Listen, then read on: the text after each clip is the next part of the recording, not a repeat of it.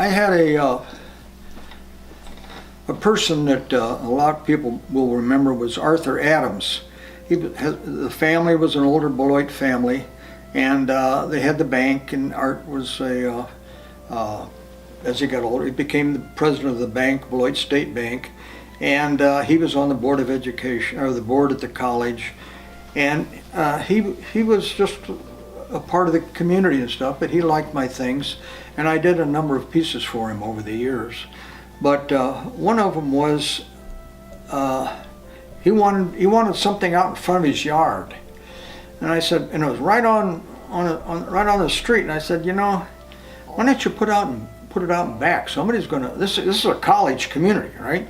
He's not so far from the college, and I thought they're gonna be hanging on that thing just like they did the one at the church. You know, bend it all up and everything. So he said, no, that's okay.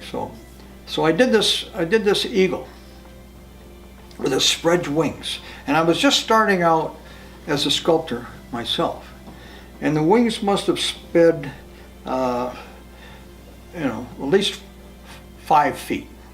You know, each being maybe 2.5 feet the wings, and I made like I did when I started, and I wouldn't do this, but I thought, well, I'm going to do it. Each feather was separate. This whole layer of feathers, and they were made out of steel, and I brazed them, so they looked bright, you know. And so what it was, it's called a siren. Again, this is actually from a Ulysses. Ulysses is going out with a boat. He's out, you know, with his crew, going in the water, probably the Mediterranean, because this is an old Greek and legend. But Ulysses comes, but up on the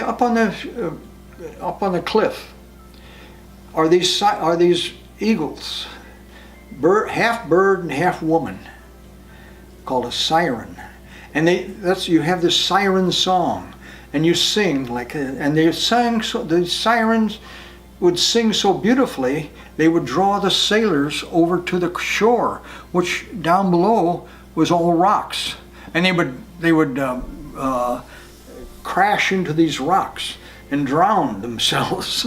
And so and it's hard to handle with all those metal feathers and stuff. It was hard to handle while I was working on it. You know, it looked good. It was a nice piece of sculpture.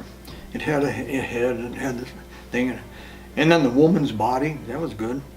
And anyway, I never did find it. I mean, I figured, and I figured the students just took it. I don't know what they're going to do. Well, what happened? I got a call from Cy Lerner, who had a scrap metal company right down by the railroad. These guys are coming down this little spur line, which comes from Janesville, used only really to bring supplies and new cars back and forth to the GM assembly plant in Janesville. So they have to wait for the main line to come down. Their little, when they're just bringing a load, they wait. So they stop there, right behind our house and right behind where Art was. And these guys are sitting in the caboose or sitting there, you know. And they look down and they see, what the heck's that down in the gully? So they went down there. Well, here's this piece of sculpture. So they throw it onto the train, go down, and the Lerner's scrap metal was right adjacent to the yard. So they stop and they go in to see Cy, and Cy comes out and he says, "Hey, we got this metal. We'd like to trade it in." And so Cy says, "Where'd you get that?" He says, "What?" He says, "That's one of Ernst Schaefer's sculptures." And so he knew. So then we really couldn't. There's nothing I could do about that. You know, trying to get it back together and everything. So I guess Cy just took it. I don't know. I don't know whatever happened to it. But what I did, the piece of sculpture that is now on the campus called Siren, was the second one I did for Art Adams to kind of replace this one. And now this is made out of, again, the way I usually work, it's made out of brass sheet, and it's this winged female figure with a kind of a masked face, just singing her life away. And it's out in front of the, it's out at what they call the World Affairs Center on campus there.